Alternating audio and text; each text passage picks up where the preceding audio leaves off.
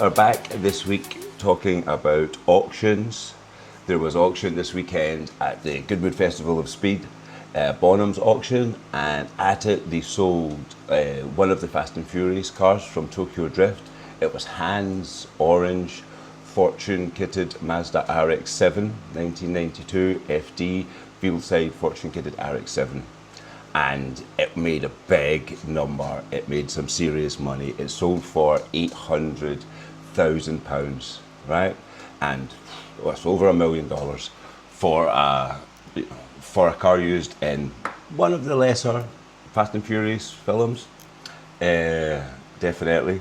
But you know, looking back when we're going on this retro or nostalgia kick, it's actually not the worst. It's, you know, the first four films are probably, or are definitely the better of all of the films, and Tokyo Drift's not that bad when we look back at it now, because it's more of a tuner culture film. It's got more tuner cars in it. You know, the later films are just nonsense. It's a car that's memorable from the films, like a lot of the later films. What cars can you remember from them? I can remember the Mark II Escort, and what? Nothing, do you know what I mean? There's not really that driving around in tanks and armoured cars and buggies and all this nonsense that the later films got to. But this, let's have a look at the auction here.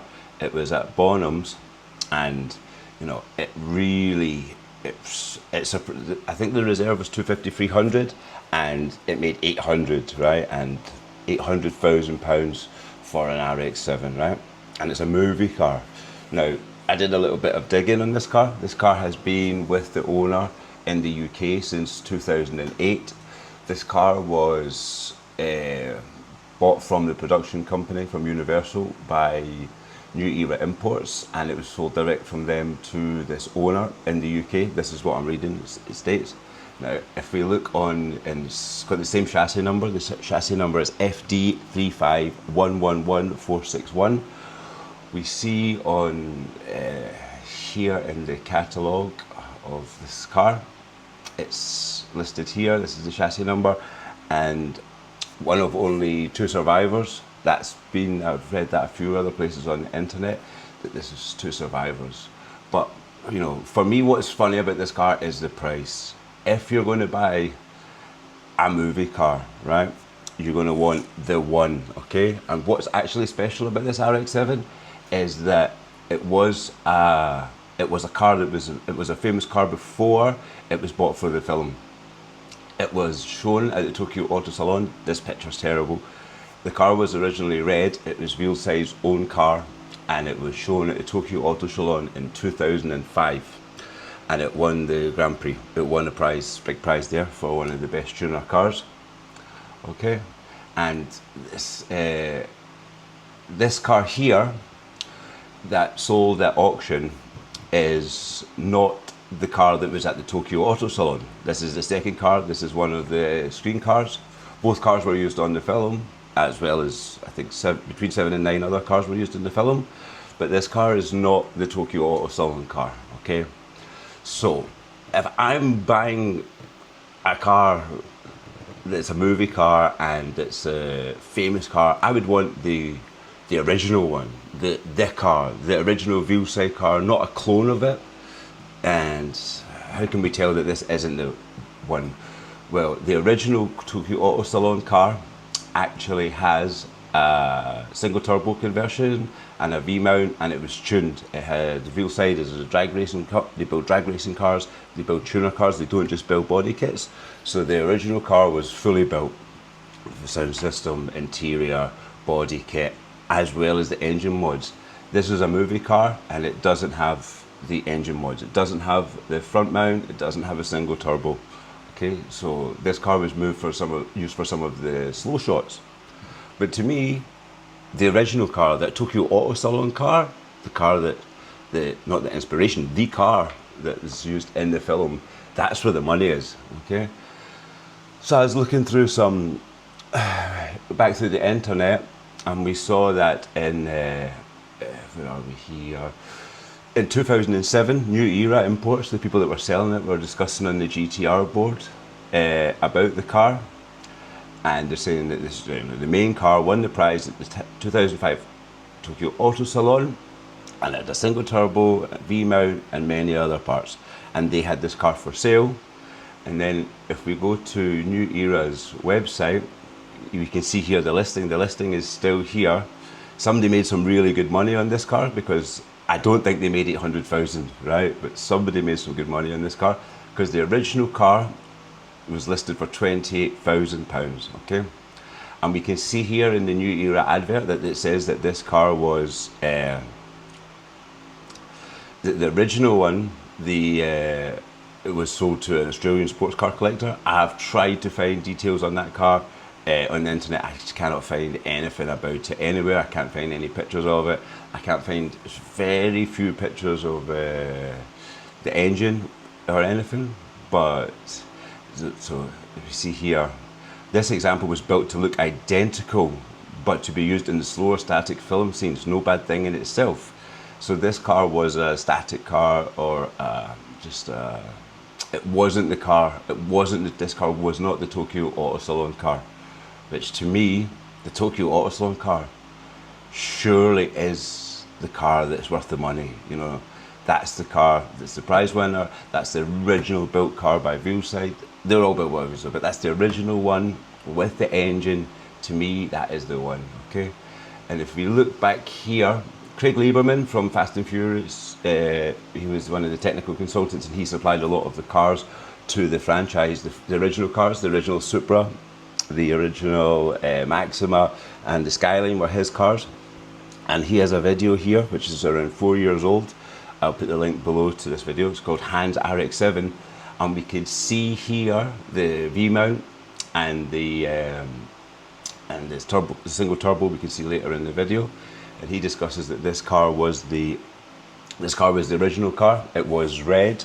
It was bought from Veilside, and they saw this car, and he specifically says, you know, it's strange that in the movie that they saw a tuner car that was already built. It wasn't just a car that was made for the film. This was a real car that existed, you know, from the Tokyo Auto Salon. So this is a really good video here that Craig Liebermans did. It explains a lot of the history of the car, and he's did a really good job. But he does really great videos. They're definitely worth a watch.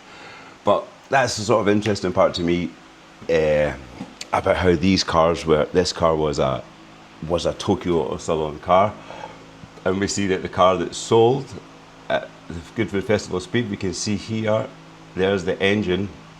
There's no V-mount in that. There's no single turbo.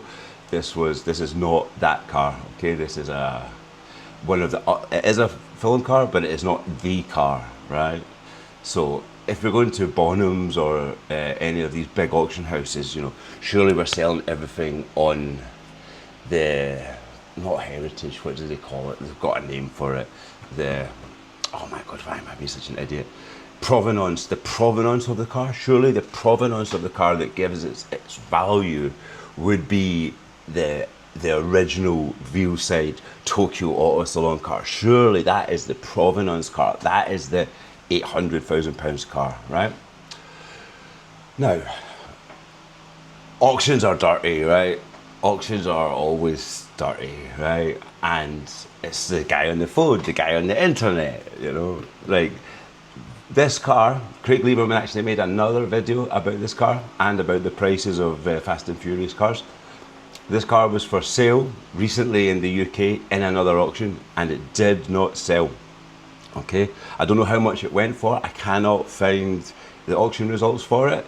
Strangely, this morning I went onto the Fine Car Company, the people that were selling it, and the car was there, and then poof, the page changed and the car disappeared. So I don't know if they have taken it down recently, but we can see here from Facebook posts, Fine Car Company, that this car was going to auction. We can see here on their Facebook, March 31st, and then we can see here some auction results from Invaluable, 1 to 30,000 or 350,000 to 350. It doesn't say if it's sold. I don't know if it's sold. I could not find any more results on whether or not this car sold, but a few months later it turns up at the Goodwood Festival of Speed at Bonhams, and it sells for £800,000.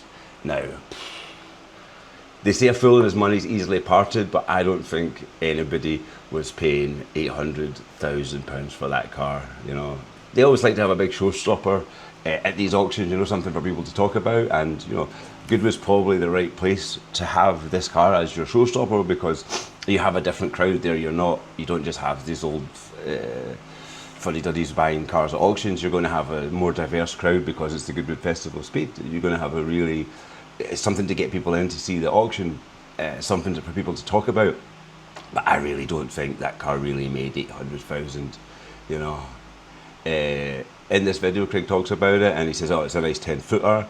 You know, it's been in the UK since 2008.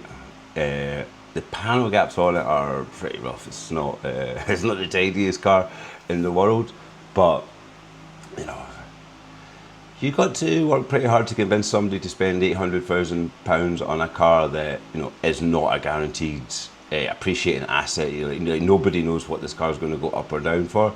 And yes, it's a really nice car. It's aged well. These kits to me now have aged really well. At the time, I would have thought that was over the top. And I'm not really a fan of huge body kits, but I really do like these cars. Over the weekend, I've been looking quite a lot of them, and it's a really nice kit. You know, like nostalgia-wise and going back to this part of tuning history, I really, really like it. But it's definitely worth a watch here. We can see here, there's some more bits of it, I think, in this video from the Tokyo Auto Salon. Here we can play this. Oh, come on now with the adverts. Yeah, we can see here that it was red, and then if we go back to this video, if we could get rid of this here. So we can see here that the car was red at the Tokyo Auto Salon in 2005. That was the original car. That's the original car with the single turbo and all of the engine mounts, engine mods. You know, there's terrible pictures of it. It's very difficult to find any nice pictures of it. But you know, it's strange. It's a lot of money. Here we're watching the auction. We can see it's going up 610. Oh my word, with the adverts. But yeah, we can £800,000 for an RX-7. What do you think? Do you think that somebody really paid £800,000 for a Mazda RX-7 from Tokyo Drift? And that's not even the surprising thing about the price. Okay, but for me, you would want you would want the car, the original car, the Veilside's original car, you know, the Tokyo Auto Salon car. That's the provenance. That is the one. And you know, auction houses are all, we researched the provenance and everything, and they're not selling it as that. You know, they are saying what it is, but they don't make mention that it's not the original car shown at the Tokyo Auto Salon, which to me is the one. And you know, it's well documented. You know, we're seeing we still have these adverts from the original sale, and we have this. Oh my word! In Craig Liebermans' video here,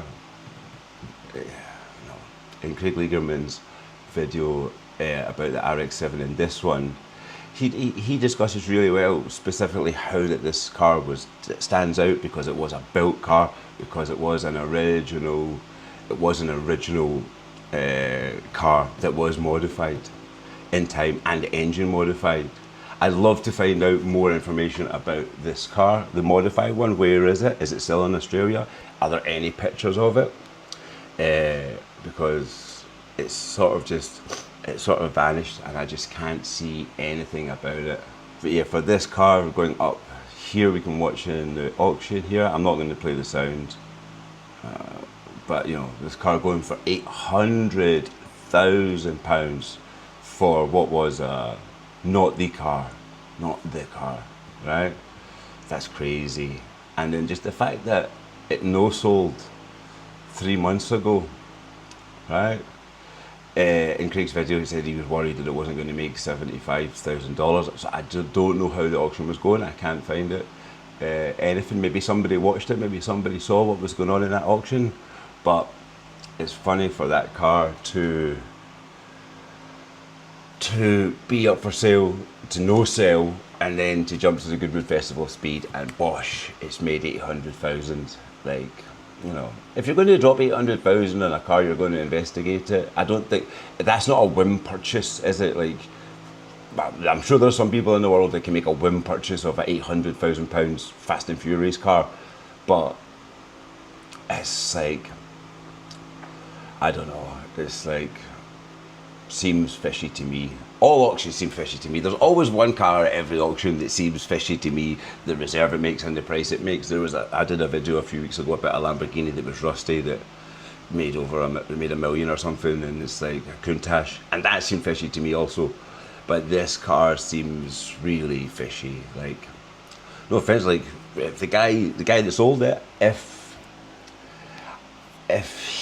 somebody hadn't picked it up after this auction and then put it into Bonhams, you know, like, it's a really, really good result for the guy. Fair play, happy for the guy that sold it for 800,000, paid 28 grand for it, kept it from 2008 to 2025, and sold it for 800. That's smart investment. Like, you can invest in cars, but I don't know. I guess we'll never know. But it just seems to me that that's £800,000 for a Mazda RX-7. Shocking.